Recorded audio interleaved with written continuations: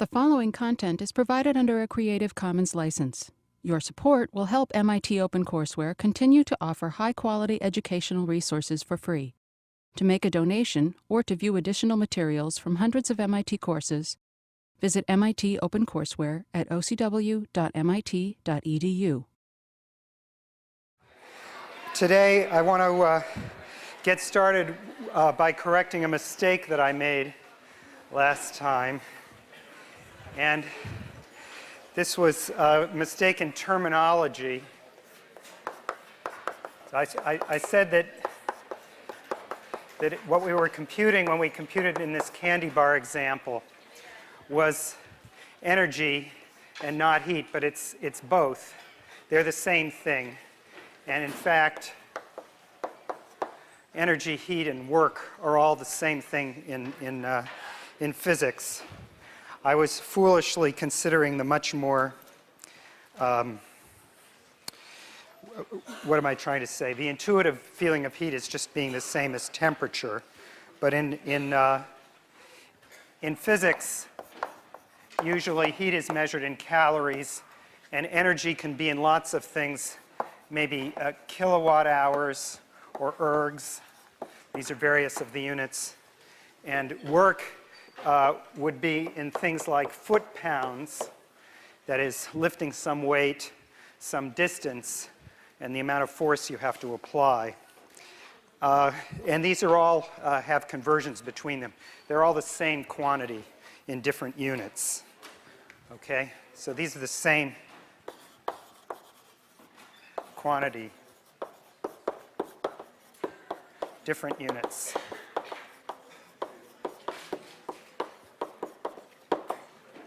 All right, so that's about as much physics as we'll do for today.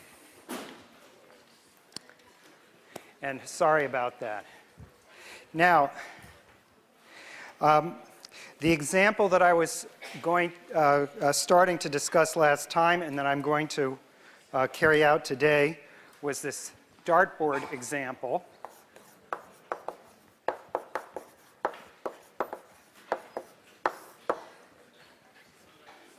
We have a dartboard,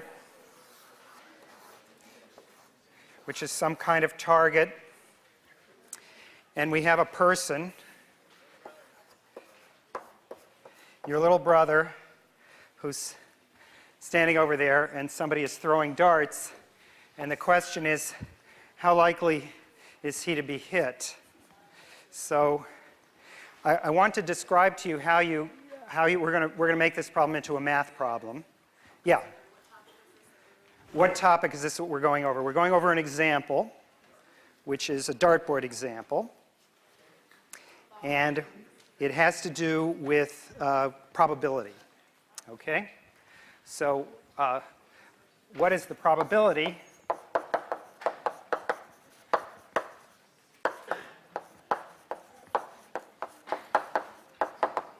that this guy, your little brother,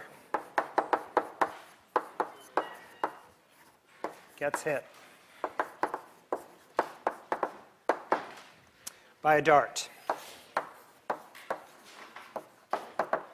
Now, we have to put some assumptions into this problem in order to make it a math problem, and I'm really going to try to make them pretty realistic assumptions, all right? So the first assumption is that that the number of hits is proportional to something like some constant times e to the minus r squared.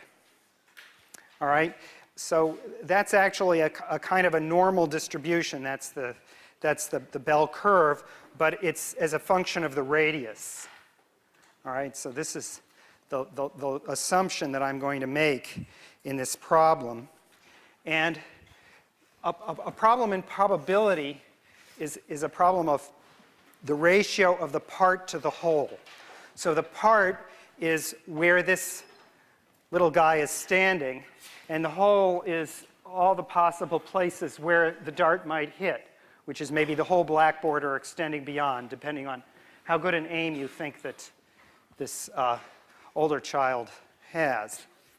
So if you like, the part we'll start simply. I mean, this doesn't sweep all the way around, but we're going to talk about some section like this, where this is some radius r1, and this other radius is some longer radius r2. And the part that we'll first keep track of is everything around there. That's not very well centered, but it's supposed to be two concentric circles. All right? Maybe I should fix that a bit so that it's a little bit easier to read here. So here we go. So here I have radius r1, and here I have radius r2. And then the region in between is what we're going to try to keep track of.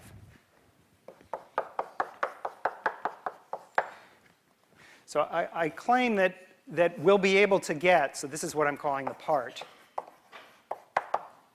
to start out with, and then we'll take a section of it to get the place where the person is standing. All right, now I want to take a side view of e to the minus r squared, the function that we're talking about. Again, that's the bell curve, and it sort of looks like this. All right, this is the top value. This is now the r-axis, and this is up, or at least, so you should think of this in terms of the fact that the horizontal here is the plane of the dartboard, and the vertical is measuring how likely it is that there will be darts piling up here. So if they were balls tumbling down or something else falling on, many of them would pile up here. Many fewer of them would be piling up farther away. And the chunk that we're keeping track of is the chunk between R1 and R2. That's the corresponding region here. And in order to calculate this part, we have to calculate this volume of revolution sweeping around, because really in disguise this is a ring. This is a side view. It's really a ring because we're rotating it around this axis here. All right? So we're trying to figure out what the total volume of that ring is, and that's going to be our weighting, our likelihood for whether the hits are occurring in this section or in this ring versus the rest. To set this up, I remind you, we're going to use the method of shells. That's really the only one that's going to work here. And we want to integrate between R1 and R2, and the range here is that, because this is, if you like, a solid of revolution, so the variable r is the same as what we used to call x, and it's ranging between R1 and R2, and then we're sweeping it around. And the circumference of a little piece, so at a fixed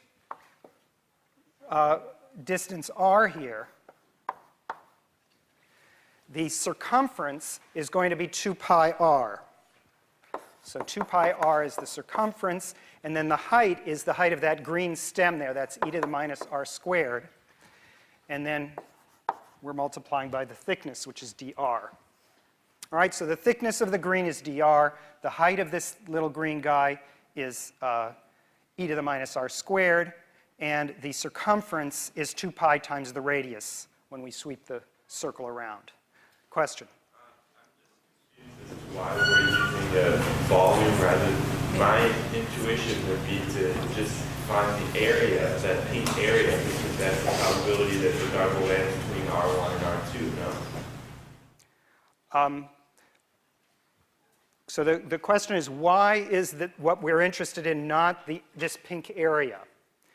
And the reason is an interpretation of what I meant by this. What I meant by this is that if you wanted to add up what the likelihood is that this thing will be here versus here, I want it to be really, the proportions are the number of hits times the, if you like, I wanted it d area.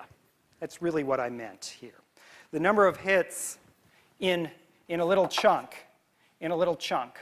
so a little, so maybe I'll call it delta A, a little chunk, is proportional to the chunk times that. So there's already an area factor and there's a height. So there are a total of 3 dimensions involved. There's the area and then this height.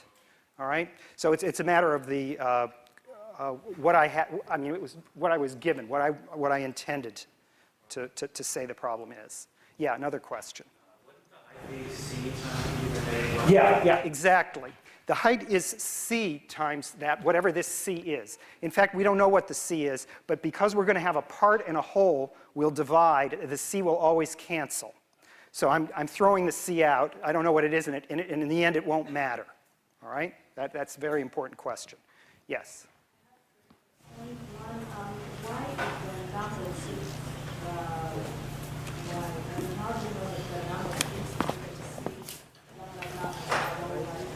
Just say it again. Number of hits. So what I mean is the number of hits in some chunk. That is, suppose you imagine, so the question is, what does this left-hand side mean? Is that right? Is that the question that you're asking?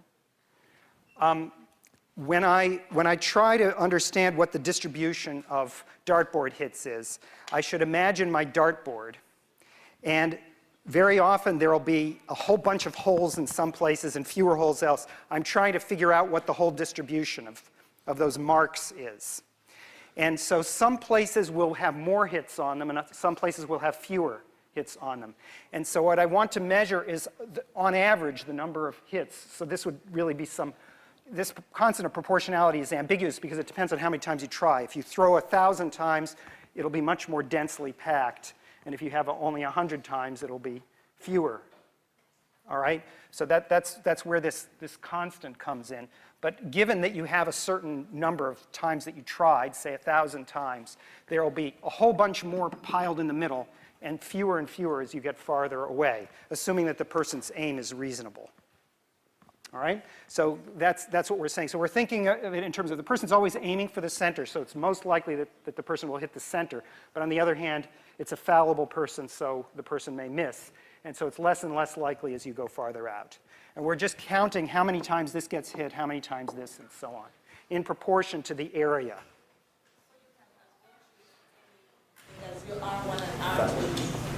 Yeah, the R1 and R2 are arbitrary. We're going to make this calculation in general. We're going to calculate what the likelihood is that we hit any possible band. And I want to leave those as just letters for now, the R1 and the R2, because I want to be able to try various different possibilities.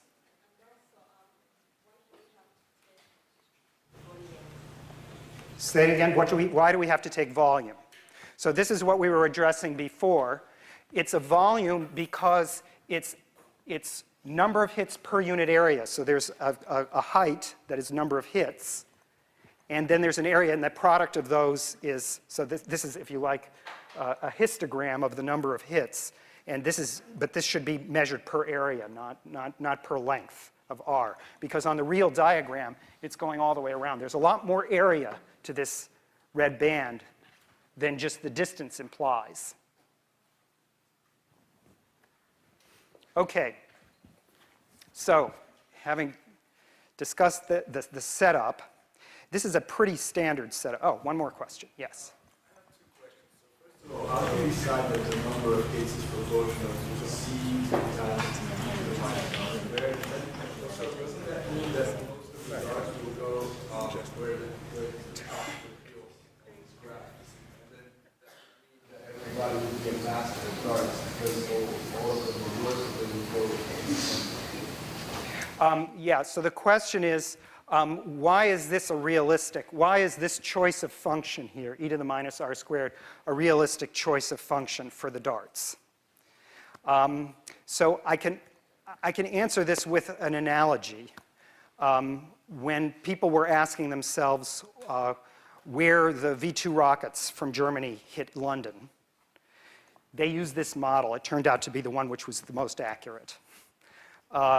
So that gives you an idea that this is actually real. The question, this makes it look like people are masters. That is, that they'll all hit in the center more often than elsewhere. But that's actually somewhat deceptive. There's a difference between the mode, that is the most likely spot, and what happens on average. So in other words, the single most likely spot is the center. But there's rather little area in here, and in fact the likelihood of hitting that is some little tiny bit in here. In fact, you're much more likely to be out here. So if you take the total of the volume, you'll see that much of the volume is contributed from out here. And in fact, the person hits rather rarely near the center. So this is not a ridiculous thing to do. If you think of it in terms of somebody's aiming at the center, but there's some random thing which is throwing the person off, then there's likely to be to the left as to the right, or they might even get lucky and all those errors cancel themselves and they happen to hit pretty much near the center. All right? Yeah, another question. How does the little brother come into play? The little brother is going to come into play as follows. I'll tell you in advance. So the thing is, the little brother was not so stupid as to stand in front of the target. I know. He stood about twice the radius of the target away. And so we're going to approximate the location by some sector here, which is just going to be some chunk of one of these things. We'll just break off a piece of it, and that's how we're going to capture. So the point is the target is here, but there is the possibility that the 7-year-old who's throwing the darts actually missed the target. That actually happens a lot. So does that answer your question? Okay. All right. Are we ready now to do this? One more question.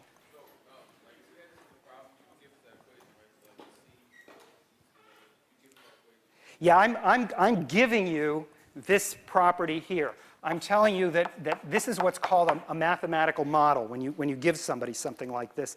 In fact, that requires further justification. It's an interesting issue. People, yeah.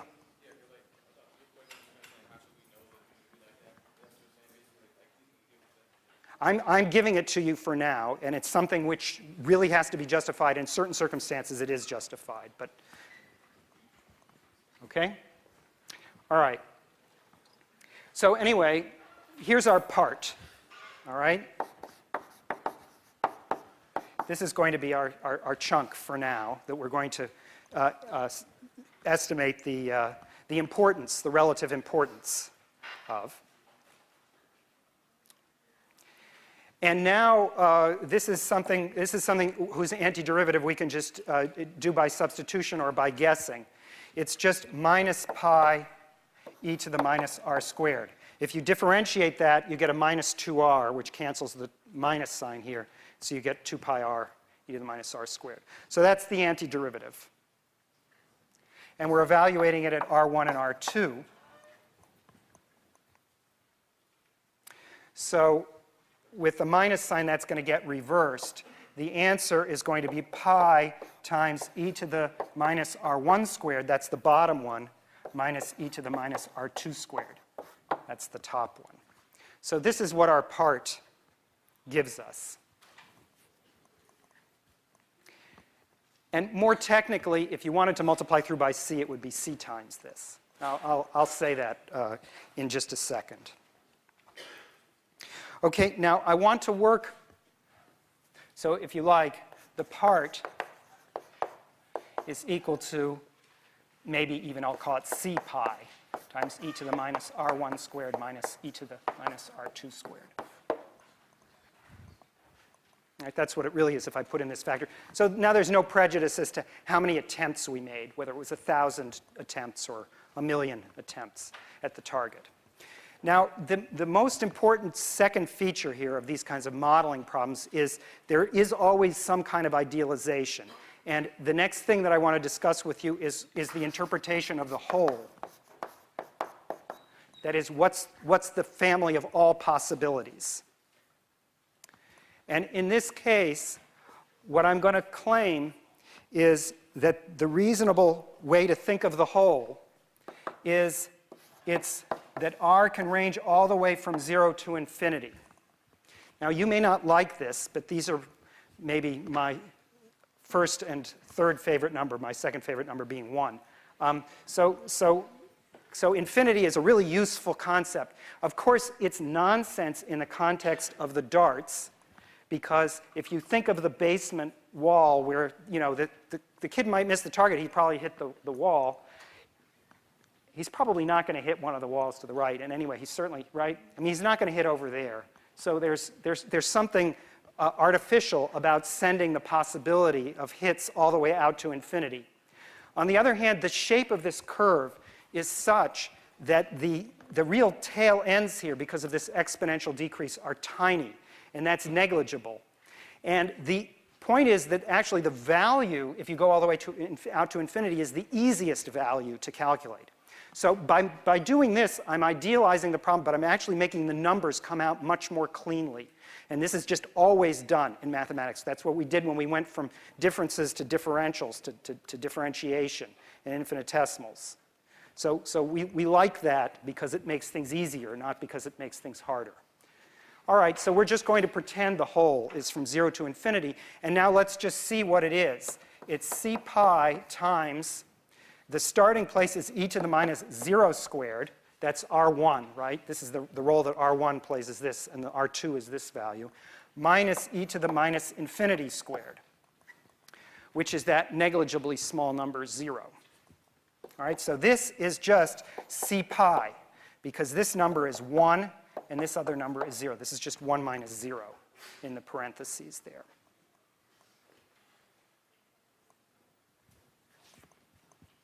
And now I can tell you from these two numbers what the probability is. The probability that we landed on the target in a radius between R1 and R2, so that's this annulus here, is the ratio of the part to the whole, which in this case just cancels the c pi.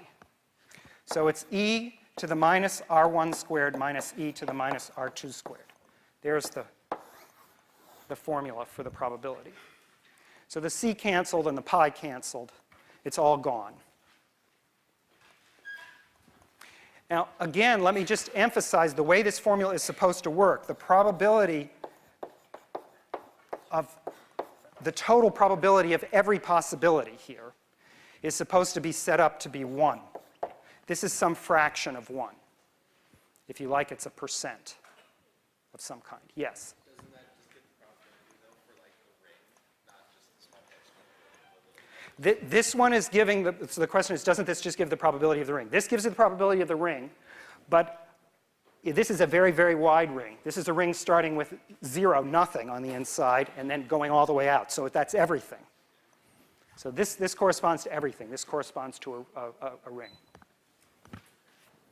Okay? All right. So now, let's see. Where do I want to go from here? So in order to make progress here, I still have to give you one more piece of information. And this is, again, supposed to be realistic. You know, when I was 3 years old and my brother's friend Ralph was 7, I watched him throwing darts a lot. And I would say that for Ralph, so for Ralph, at age 7 anyway, later on he got a little better at it, but Ralph at age 7, the probability that he hit the target was about a half. All right? So he hit the target about half the time, and the other times, you know, there was cement on the walls of the basement. It wasn't that bad. You know, so it just bounced off. That also meant that the points got a little blunter as time went on, so it was a little less dangerous when they hit you. All right, so now, so here's the extra assumption that I want to make. So A is going to be the radius of the target. Now, the other realistic assumption that I want to make is where this little kid would be standing. And now here I want to get very specific and just do the computation in one case. We're going to imagine the target is here, and the kid is standing, say, between, so we'll just do a section of this. This is between 3 o'clock and 5 o'clock. There's more of him, but it's lower down and maybe negligible here. So this section is the chunk that we want to see about. And this is A, and then this distance here is 2A, and then the longest distance here is 3A. So the longest distance is 3A. So in other words, what I'm saying is that the probability, if you're standing too close, the chance Ralph hits younger brother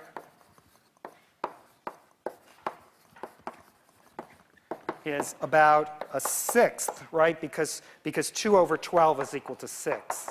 Is equal to a sixth. A sixth of the probability that we're between A and 3A. All right? That's the number that we're looking for. Another question. The 2 over 12 came from the fact that we assumed, so we made a very, very bold assumption here. We assumed that this human being, who is actually standing, right, the floor is about down here, right? Maybe he wasn't that tall, but anyway. So he's really a little bigger than this, that the part of him that was close to the target covered about this section here, between radius 2A and 3A. As you'll see actually from the computation, because the likelihood drops off pretty quickly, whatever of him was standing outside there wouldn't have mattered anyway. So we're just worried about the part that's closest to the target here. Why is it out of 12? Because I made it a clock, and I made it from 3 o'clock to 5 o'clock, so it's 2 of the 12 hours of a clock. All right? It's just a way of me making a section that you can visibly see. All right? Okay, so now, here's what we're trying to calculate. And in order to figure this out, I need one more item here. So maybe I'll leave myself a little bit of room. I have to figure out something about what our information gave us, which is that the probability, this probability was a half.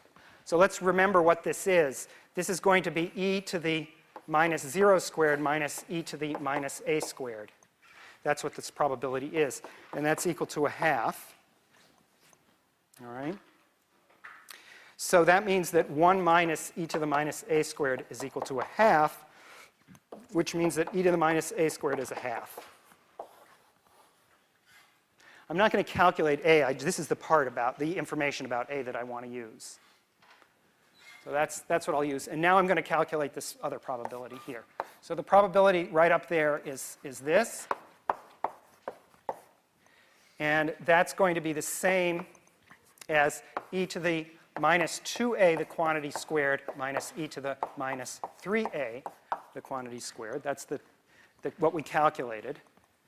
And now I want to use some of the arithmetic of exponents. This is e to the minus a squared, the quantity to the 4th power, right? Because it's really 2a squared is 4.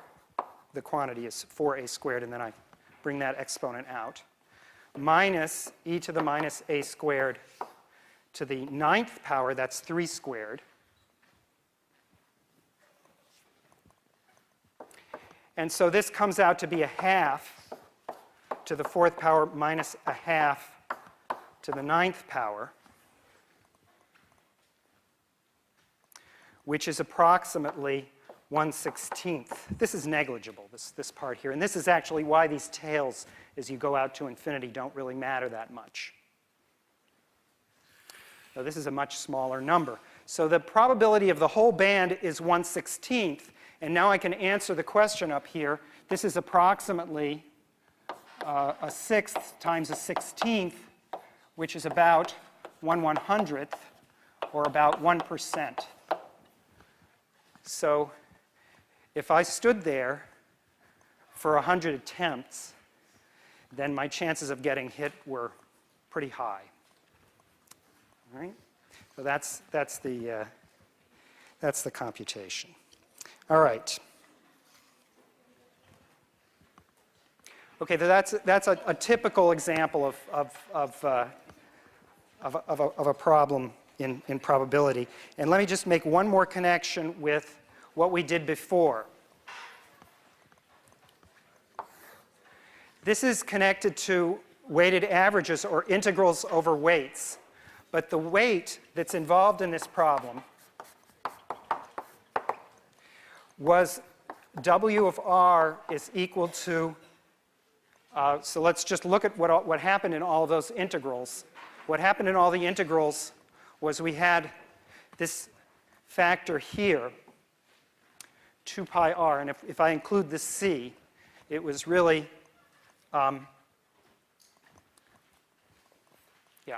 it was really 2 pi c r e to the minus r squared. This was the weight that we were using, the relative importance of things. Now, this is not the same as the e to the minus r squared that we started out with, because this is the one-dimensional histogram, and that has to do with the method of shells that gave us that extra factor of r here. So that also connects with the question at the beginning, which had to do with this paradox that it looks like these places in the middle are the most likely. But that's the plot of e to the minus r squared. If you actually look at this plot here, you see that as r goes to 0, it's going to 0. This is a different graph here. And actually, so this is what's happening really in terms of how likely it is that you'll get within a certain distance of the center of the target.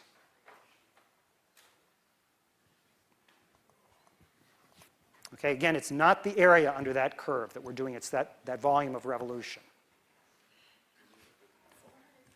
Okay. All right, we're going to change subjects now. Oh, okay, one more question. Yes? So that's the graph of the weight? Yeah, that was the graph. That's supposed to be the graph of W of R. Wouldn't the weight be greater though at the center? Like, wouldn't you, intuitively, wouldn't the weight be greatest at the center? Like the importance? Well, so the question is, wouldn't the importance of the center be greatest? It's a question of which variable you're using. According to pure radius, it's not. It turns out that there are some bands in radius which are more important and more likely for hits than others. It really has to do with the fact that the center, the core of the target, is really tiny, and so it's harder to hit. Whereas a whole band around the outside has a lot more area. There are many, many ways to hit that band. So it's a much larger area. So there's a competition there between those two things. All right, so we're going to move on. And I want to talk now about a different kind of weighted average. These weighted averages are going to be much simpler. And they come up in what's called numerical integration.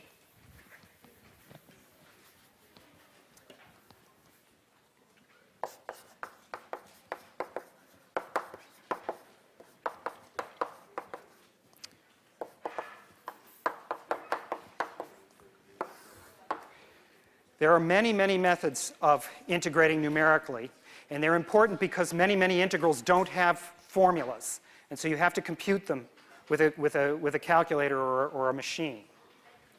So these are so now the first type that we've already done are Riemann sums. They turn out to be incredibly inefficient. They're lousy. The next rule that I'm going to describe is a little improvement. It's called the trapezoidal rule. And this one is much more reasonable than the Riemann sum. Unfortunately, it's actually also pretty lousy. There's another rule which is just a slightly trickier rule, and it's actually amazing that it exists. And it's called Simpson's rule. And this one is actually pretty good. But it's clever. So let's get started with these. And the way I'll get started is by reminding you what the Riemann sum is. So this is a good review because you need to know all three of these. And you're going to want to see them all laid out in parallel. Okay? So here's the setup. Okay, so here we go. We have our graph, we have our function. It starts out at A, it ends up at B, maybe goes on, but we're only paying attention to this interval. This is the function y is equal to f of x. And we split it up when we do Riemann sums. So this is 1. This is Riemann sums. We start out with A, which is a point we call x0, and then we go a certain distance. We go all the way over to B, and we subdivide this thing with these delta x's, which are the step sizes. All right? So we have these little steps of size delta x. Corresponding to these x values, we have y values. y0 is f of x0. That's the point above A. Then y1 is f of x1. That's the point above x1. And so forth, all the way up to yn, which is f of xn. In order to figure out the area, you really need to know something about the function. You need to be able to evaluate it. So that's what we've done. We've evaluated it here at n plus 1 points, enumerated 0 through n. And those are the numbers out of which we're going to get all of our approximations to the integral. So somehow we want to average these numbers. So here's our goal. Our goal is to average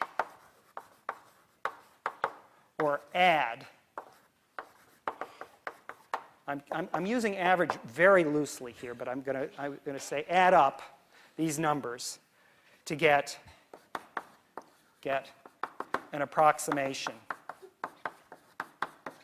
to average or add the y's to get an approximation to the integral,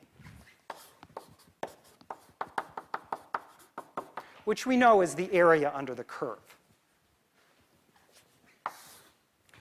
So here's what the Riemann sum is. It's the following thing. You take y0 plus y1 plus up to yn minus 1, and you multiply by delta x. That's it. Now this one is the one with left endpoints. So the left-hand sum. There's also a right one, which is if you start at the right-hand ends, and that will go from y1 to yn. Okay, so this one is the right-hand. Right Riemann sum. All right, those are the two that we did before.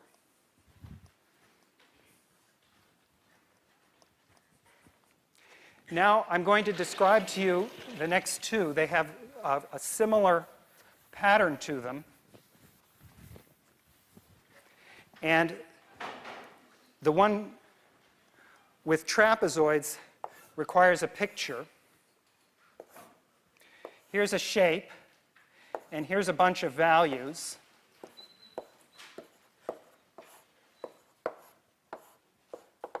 And we're trying to estimate the size of these chunks. And now, instead of doing something stupid, which is to draw horizontal lines in rectangles, we're going to do something slightly more clever, which is to draw straight lines that are diagonal. You see that many of them actually coincide pretty closely with what I drew there, although if they're curved, they miss by a little bit. All right, so this is called the trapezoidal rule, because if you pick one of these shapes, say this is y2 and this is y3, if you pick one of these shapes, this height here is y2, and this height is y3, and this base is delta x, this is a trapezoid. All right? So this being a trapezoid, I can figure out its area.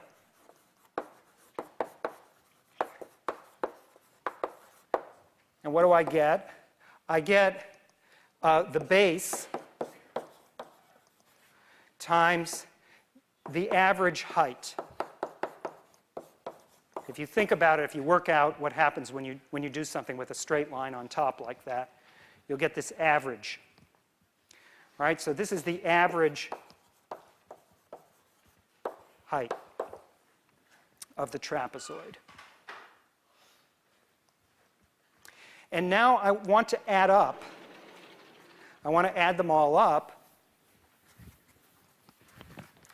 to get my formula for the trapezoidal rule. So what do? I have delta x times the first one, which is y0 plus y1 over 2. That's the first trapezoid. The next one is y1 plus y2 over 2. And this keeps on going. And at the end, I have yn minus 2 plus yn minus 1 over 2. And then last of all, I have yn minus 1 plus yn over 2. All right, that's a very long formula here. We're going to simplify it quite a bit in just a second. What's this equal to? Well, notice that I get y0 over 2 to start out with. And now y1 got mentioned twice, each time with a factor of 1/2. So we get a whole y1 in here. And the same thing is going to be true of all the middle terms. You're going to get y2 and all the way up to yn minus 1. But then the last one is unmatched. Yn is only half, only counts half.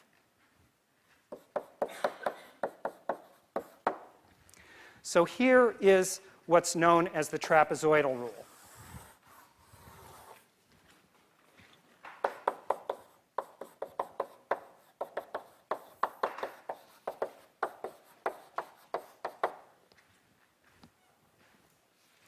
Now, I'd like to compare it for you to the Riemann sums, which are sitting just to the left here. Here's the left one, and here's the right one. If you take the average of the left and the right, that is a half of this plus a half of that, there's an overlap. The y1 through yn things are listed in both, but the y0 only gets counted a half, and the yn only gets counted a half. So what this is the symmetric compromise between the two Riemann sums. This is actually equal to the left Riemann sum plus the right Riemann sum divided by 2. It's the average of them.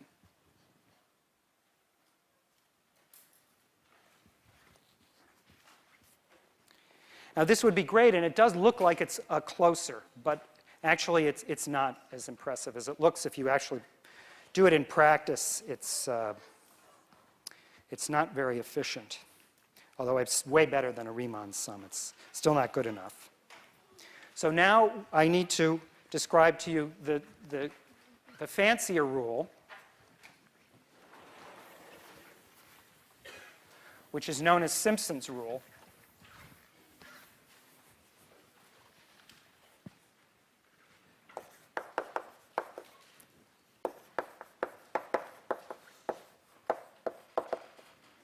And so this is, if you like, method 3.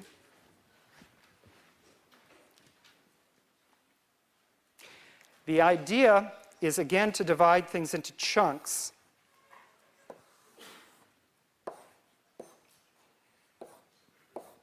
But now it always needs n to be even.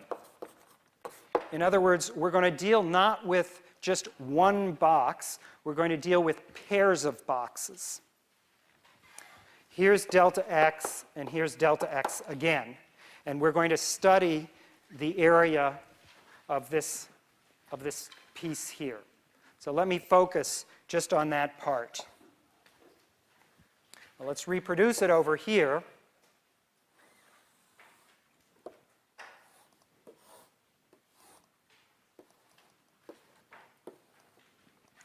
And here's the delta x, here's delta x, and of course there are various heights. This starts out at y0, this is y2, and this middle segment is y1.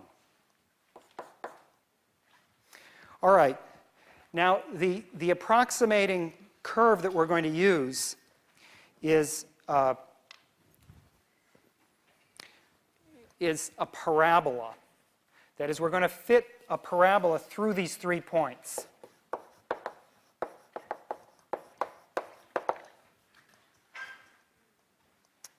And then we're going to use that as the approximating area. Now, it doesn't look like, this looks like it misses.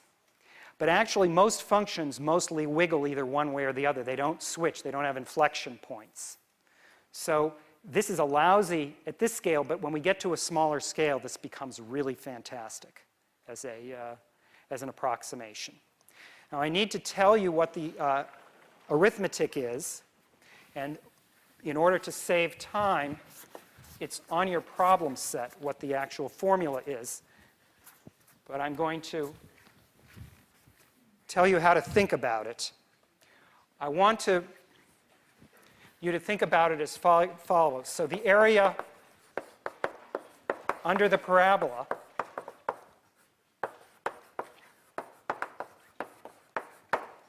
is going to be a base times some kind of average height. And the base here, you can already see, it's 2 delta x. The base is 2 delta x. Now, the average height is weird. You have to work out what it is for a parabola depending on those 3 numbers, y0, y1, and y2. And it turns out to be the following formula. It has to be an average, but it's an interesting weighted average. So this was the punchline, if you like, is that there are such things as interesting weighted average. This one's very simple. It just involves 3 numbers, but it's still interesting. It's the following. It turns out to be y0 plus 4y1 plus y2 divided by 6. Y divided by 6, well, it's supposed to be an average. All right? So the total is 1 plus 4 plus 1 of these things, and 6 is in the denominator. All right, so it emphasizes the middle more than the sides. And that's what happens with a parabola. All right, so this is a computation which is on your homework. And now we can put this together for the full Simpson's rule formula, which I'll put up over here.